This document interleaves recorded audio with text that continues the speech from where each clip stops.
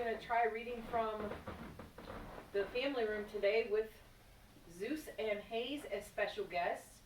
I don't know if they'll listen. I don't know if you'll be able to hear me from this distance, but we're going to try it anyway. Okay, come on, Zeus. Come on up here, buddy. Come on, Zuzu. Come on, Zeus. Come on. Zeus, you got to get up here so we can read a book. Come on. Come over here. Come on. Come on. Come on. Zeus, over here. Look, over here. Come on. Over here. Guys, I'm going to read a book to you. Okay? Come on. Lay down, Hazy. Zeusy, over here. Good boy, Hazy. All right, Zeus, come on. Quit slobbering on me, big guy. Come on. Come, big Zoo. Come on. Hang on, guys. I'm behind this big dog. I'm going to read to you. It's just hard to have him do what you want. Come on, Zeus. Come on, buddy. Come on. Zeus, bring me this treat, please. He's just staring at it. Look at them both. Look. As you can see, we're trying to get them to sit down and listen, but they want treats first.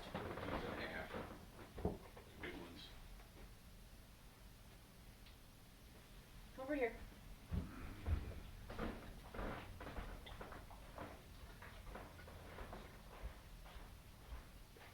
Alright, at least they're out of the way. They may not listen, but they may stay part of it. Right, Sue? All gone. Treats are all gone. Okay. And we're on chapter 15 today. I'll try to read nice and loud so you can hear me, and I'll try out the video. Usually I'm sitting right next to the phone, and I'm not doing that today.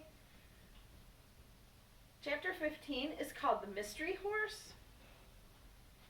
The following night, when Alec and Henry drove up to Belmont's main gate, they saw Joe's roadster parked there. 2 men were inside. That fellow with him must be Jim Neville, Alec said hopefully. Henry brought the truck to a stop and lightly touched the horn. Leave your car here, he called softly to Joe. Jump on the truck. We've only got a short way to go. The 2 men climbed out of the roadster and leaped onto the truck's running board. Henry put the car in gear as he saw Jake swing the gates open. Joe pushed his head in the open window near Henry. Made it, he grinned. Then he raised a finger to his lips. Shh, he hissed. The mystery deepens. Where do we go from here? Hold tight, my friend, you'll find out, Henry said. 5 minutes later, they came to a stop beside the truck. Henry gave the brake a hard jerk, and then he and Alec climbed out. A tall, broad-shouldered man stood beside Joe. His hat was shoved back off his forehead, and Alec saw long streaks of gray running through his black hair. Somehow, Jim Neville looked just as Alec had imagined he would. Joe introduced them. After the introductions, Jim said frankly, his eyes squinted quizzically, it's only the newspaper man in me that gets me out here tonight, because as much faith as I have in my pal Joe here, I can't imagine any horse in racing today anyway that can match strides with Cyclone or Sunraider. Henry smiled. Sure, he said, I'd say the same thing if I hadn't seen the Black Run. Jim Neville looked questioningly at Henry. Say, you're not by chance the same Henry Daly who rode Chang to victory all those years ago, all those races 20 years ago, are you? Sure he is, Alec said proudly. Jim Neville pulled his hat down over his forehead. Alec could see once again he was the reporter on the scent of a story. And you believe, Jim said, seriously, that you've got a horse here that can beat either Sunraider or Cyclone? Yep, Henry answered. It's Alec's horse. I just helped train him. Joe Russo spoke up. Why not show him the black, Henry, and then we'll let him draw his own conclusions. Good idea, said Alec as he walked toward the back of the truck. He led the black out on the ramp. Say, he heard Jim exclaim, he's a giant of a horse. The stallion shook his head. He was full of life tonight, for he knew well that he was going to run. His small, savagely beautiful head turned toward the group of men below. He drew up, made a single effort to jump, which Alec curbed, and then stood quivering while the boy talked soothingly and patted him. Jake came up and Henry introduced him to Joe and Jim. Say, Jake smiled, this is growing into quite a shindig, isn't it? Jim walked carefully around the stallion. Watch out, he might kick if you get too close, warned Alec. He doesn't know you. Don't worry, I won't get too close to this fellow, Jim said. I'm beginning to see what you fellows mean, he added, if he can run as well as he looks. Henry disappeared into the truck and came out leading Napoleon. Hey, what have you got there? Another champion? Jim threw his head back and howled. This is Napoleon, Henry grinned. He has sort of a quieting effect on the black, so we always bring him along, Alec explained. Jim Neville watched as Napoleon reached his nose up toward the stallions. Maybe it's not such a bad idea after all, he said. A few minutes later, they lifted Alec into the saddle. The black pawed the ground. Jim Neville got too close and the black's teeth snapped as he tried to reach him. Henry held him back. It was plain to see he wasn't used to seeing so many people around at one time. He tossed his head up and down, his heavy mane falling over his forehead. Suddenly, he rose on his hind legs, tearing the bridle out of Henry's grasp. His legs struck out, hitting Henry in the arm. Alec pulled hard on the reins and jerked him to the side. Black, he said, down. The men retreated quickly to a safe distance. Jake was rolling up Henry's sleeve, which was wet with blood. Did he get you bad, Henry? Alec asked. Jake and Henry were inspecting the wound. No, nothing's broke, answered Jake. Just a bad cut. We'll go to the house and fix it up. No, we won't, Henry said. I came down here to watch this workout and I'm going to see it. I'll take care of this later. You got to take more than a cut in this business. He sure is a devil, Jim Neville yelled from the other side of the black. We've got him excited, that's all, answered Henry. First time he's done that to me. Again, the stallion reared and Alec brought him down. Get him on the track, kid, Jake yelled. The black pranced nervously as they went through the gate. Once again, Alex felt his body grow warm with excitement. He patted the crest on the stallion's neck. We're off, fella, he said. Alec looked back at the small group of men behind him, and they were all leaning on the fence, watching eagerly. Joe Russo's voice drifted toward him. That kid's not going on any picnic, he said. Alec grasped the reins still tighter and leaned over until his head touched the stallions. He knew full well the danger that was his every time he rode the black, especially when he let him loose on the track. The stallion would never hurt him knowingly, but once he got his head, he was no more that black that Alec knew, but once again a wild stallion that had never clearly been broken, and never would be. Suddenly the black bolted. His action shifted marvelously as his powerful legs swept over the ground. Fleet hoof beats made a clattering roar in Alec's ears. The stallion's speed became greater and greater. Alec's body grew numb. The terrific speed made it hard for him to breathe. Once again, the track became a blur and he was conscious only of the endless white fence slipping by. His fingers grasped the stallion's mane and his head hung low beside his neck. His only thought was to remain on the black's back and to stay conscious. His breath came in short gasps. The white fence faded from his vision. Desperately, he tried to open his eyes, but his lids seemed held down by weights. Bells began to ring in his ears. Alec's fingers tightened on the black's mane. He lost all track of time, and then the world started turning upside down. It seemed hours later that he felt arms reach around his waist. The next thing he knew, he found himself lying flat on his back beside the truck. He looked up at the men grouped around him. Henry knelt beside him, his white handkerchief stained with large dark spots bulging around his arm. Alec's eyes felt to his own hands. Long black hair was clenched between his double fists. He opened them and looked at the black wads. Questioningly, he looked up at Henry. How? He began. It's all right, kid. You wouldn't let go. Feel all right? Kind of dizzy, answered Alec. Where's the black? He's okay. Put him in the truck with Napoleon. Did I fall off? Alec asked. Jake's high-pitched voice reached Alec's ears. Fall off, he said. Boy, if that hoss was still running, you'd still be on him. Took a knife to get you off his back when he did stop. And then Henry was the only one of us who could get near him. I'm glad I stuck on him, Alec said, you know. Henry, we've never seen that horse run as fast as yet. I just couldn't seem to breathe that time. Takes courage to ride him, Henry answered. I'm pretty proud of you, but let's try getting you to your feet. Better if you can walk around. Alex swayed a little as Henry and Jake lifted him up, but gradually the earth stopped turning and his brain cleared. He breathed in the deep night air. Jim Neville came up. "Kid," he said, "I've seen a lot of riding in my day, but never any equal to that." Jim then turned to Henry. "You were right, Mr. Daly. He's the fastest horse we've ever seen. I can hardly believe what I saw with my own eyes." But Jim held the face of a stopwatch in front of Henry. "I can't deny this." Then he turned brusquely to Joe Russo. "And now, Joe, we both have a deadline to make, so let's get going." "Right, Jim. Come around again any time you want," Henry urged, "and we'll let you see the grandest animal on 4 feet run without even charging admission."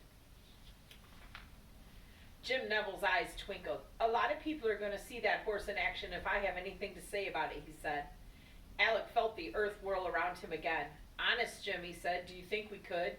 "I'm not promising anything, kid," replied Jim, "but I'm gonna start something or miss my guess. Take a look at my column tomorrow. Now we have to get going. Come on, Joe." "I'll go along with you and let you out," said Jake. After they had gone, Henry put his arm through Alec's and they walked back and forth until blood once again was circulating through the boy's legs. "I feel okay now, Henry," he said. They climbed into the truck. Alec looked back through the small window and he saw the stallion peering anxiously at him. "Yep, mister," he said, "that was quite a ride." "Well, Alec," Henry said, "I hope that whatever Jim Neville is going to do, he gets us in that race." "You're not hoping any more than I am." The next day was Saturday. Alec rushed over to the barn immediately after breakfast. Henry always had a morning paper and probably was already reading Jim Neville's column. Sure enough, he was sitting outside reading as Alex came up. "What'd he say?" the boy asked anxiously. Henry grinned as he handed him the paper. "Read it for yourself." Alex's eyes swept over the headline. "Who's the mystery horse that can beat both Cyclone and Sunraider?" "Yes, I know," Jim Neville wrote. "I'm the guy that said there wasn't a horse in the world that could beat that raring red bundle of dynamite Cyclone, not even Sunraider. Yep, and I'm the guy who wrote to Messrs.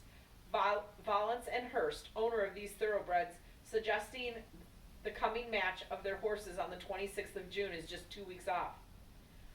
This race in mind, I suppose, in the minds of the whole American public, was to settle one thing.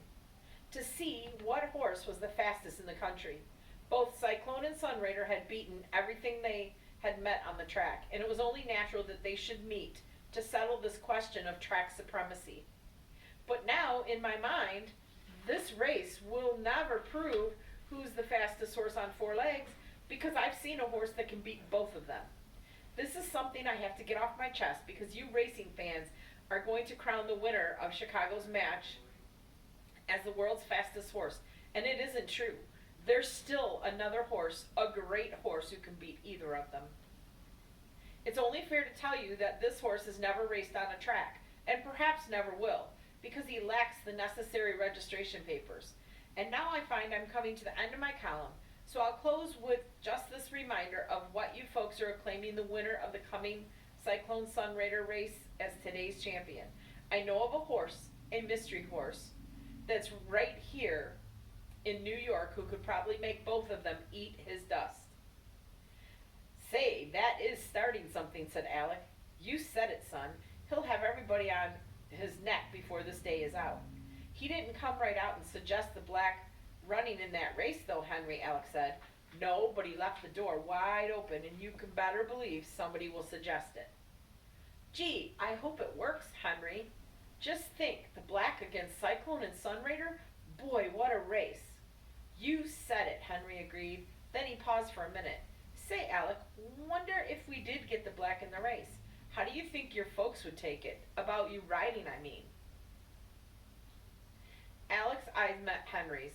They just gotta let me ride, Henry. They'll understand. I'm sure, especially after I tell them how I've been riding the black at Belmont. Funny thing, Henry, Mother decided last night that she's going to Chicago middle of next week to visit my aunt for a couple of weeks. She'll be there about the same time as the match race. Whew, said Henry, that's something. Mother isn't interested in the races. She probably won't even go see it.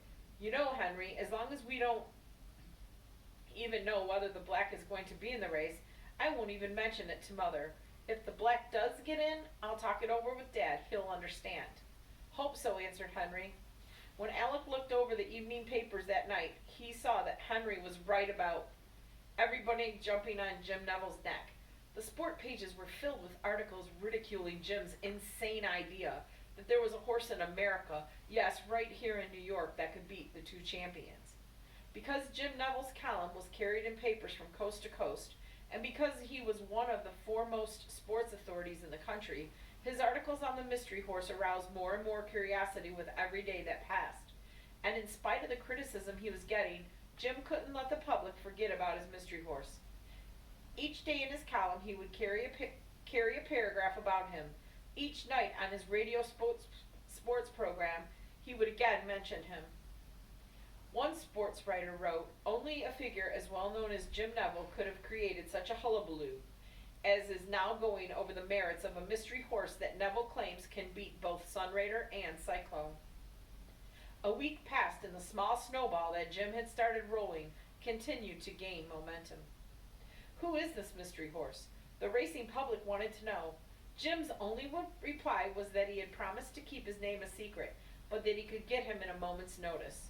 He called Henry and Alec on the telephone. "Don't run him at Belmont anymore," he told them. "This is getting bigger than I even hoped it would. We'll have the black in that race yet." Another week passed. Alec's mother left to visit her sister in Chicago. The match race was only 1 week away.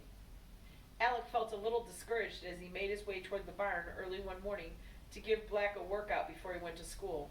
Time was growing short. If they only had another 2 weeks. He met Tony coming out of the barn with Napoleon. "Hello, young fella," he said. All this is life." He pounded his short, stocky arms against his chest and breathed in the early morning air. "Yeah," Alec said, "sure is, Tony." Tony backed Napoleon into his wagon and started harnessing him up. "What's the matter, young fella? You look kind of down in the dumps." "I'm all right," Alec answered. "I guess I was just thinking." "Too much thinking doesn't do nobody good," Tony said wisely as he climbed into his seat. "Guess you're right, Tony. See you later." "You betcha," came the reply. Alec led the black out of his stall and went over to him with a soft cloth. Then he clamped the long lead rope on his halter and led him out into the early morning sunshine. The stallion ran around the boy, kicking his heels high in the air, and then he came closer and playfully tried to nip Alec. "Feeling pretty good this morning, aren't you?" Alec asked. A few minutes later, he threw the saddle on him and rode him into the field. Somehow he always felt different when he was astride the black. It was like being in a world all his own. Forgotten were his problems, the city around him. It was like flying in the clouds. And half an hour later, he slipped from the stallion's back and led him back into the barn. He had just finished reading when Henry came in. "I'm almost late for school, Henry," Alec said. "Would you mind giving him the once-over with the cloth?" He stopped as he saw a big, wide grin on Henry's face. "Sure," Henry said, "but read this before you go, lad." He handed him the morning paper. Alec quickly turned to Jim Neville's column.